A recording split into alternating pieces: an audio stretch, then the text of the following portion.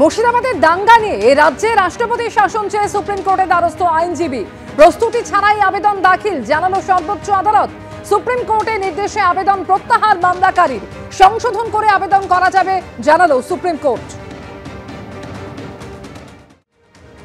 শামশেরগঞ্জের জাফরাবাদে বাবা এবং ছেলেকে নৃশংসভাবে খুন করা হয়, আর সেই ঘটনার পর আজকে নিহতদের বাড়িতে গেলেন সুকান্ত মজুমদার। শামশেরগঞ্জের জাফরাবাদে বাবা ছেলেকে বাড়ি থেকে বের করে কুপিয়ে খুন করা হয়। নিহতদের বাড়িতে আজকে পৌঁছলেন বিজেপির রাজ্য সভাপতি। পুলিশের ওপর আস্থা নেই মানুষের, আমরা এনআইএ চাই, হিন্দুদের ওপর কেন আক্রমণ, প্রশ্ন সুকান্ত।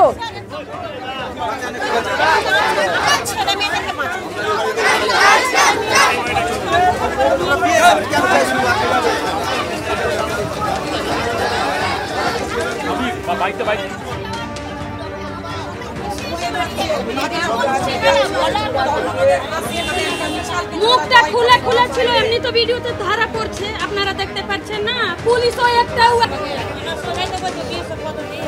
ভয় পাবেন না, ভয় পাওয়ার কিছু নেই। বিএসএফ আছে এখনো, আগামী দিনও প্রয়োজনে থাকবে।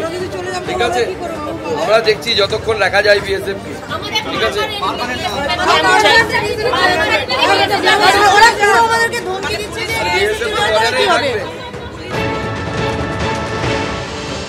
জাফরাবাদে গ্রামে গ্রামে ঘুরলেন সুকান্ত মজুমদার এবং আমরা দেখলাম পরিবারের সঙ্গেও তিনি কথা বললেন। এইভাবে বাঁচার উপায় কি রয়েছে, কি করতে হবে?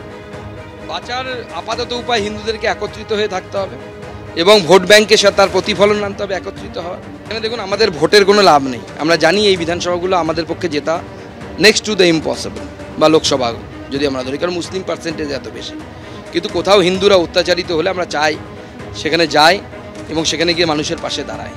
মমতা বন্দ্যোপাধ্যায়ের এখানে আসা উচিত ছিল। আর আজকে আমি বিশেষ করে সেই বুদ্ধিজীবীদের কথা আমার খুব মনে পড়ছিল। এদের যখন কথাগুলো শুনছিলাম, আমার মুখে সব, আমার মানে সাবকনসিয়াস মাইন্ডে সব মুখগুলো ভেসে উঠছিল। কবির সুমন, জয় গোস্বামী, সুবোধ সরকার। এক লাইন কবিতা বেরোবে নাকি এবার? চলুন যাই আমরা শামশেরগঞ্জে, দেখি সেখানে কি হয়েছে। বলছিলেন কিছুদিন আগে দেখছিলাম যে আগ্নেয়াস্ত্র হাতে তুলে নিতে হবে বলছেন। না, আগ্নেয়াস্ত্র তো ওদের হাতে ছিল।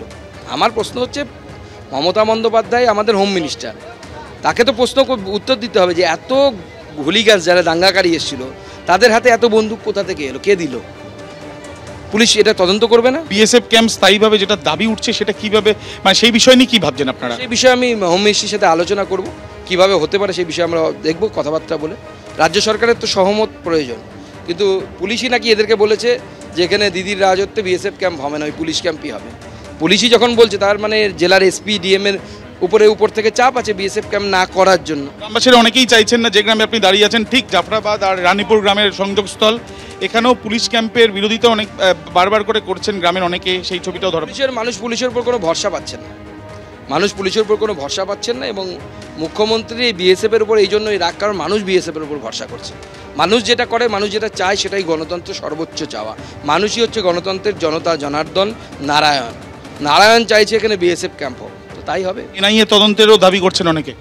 সেটা নিয়ে তো কোর্টে মামলা চলছে, যেহেতু সাবজুডিস ম্যাটার, আমি বেশি কিছু বলবো না। কোর্টের উপর, ভারতীয় বিচার ব্যবস্থার উপর আমার পূর্ণ আস্থা আছে।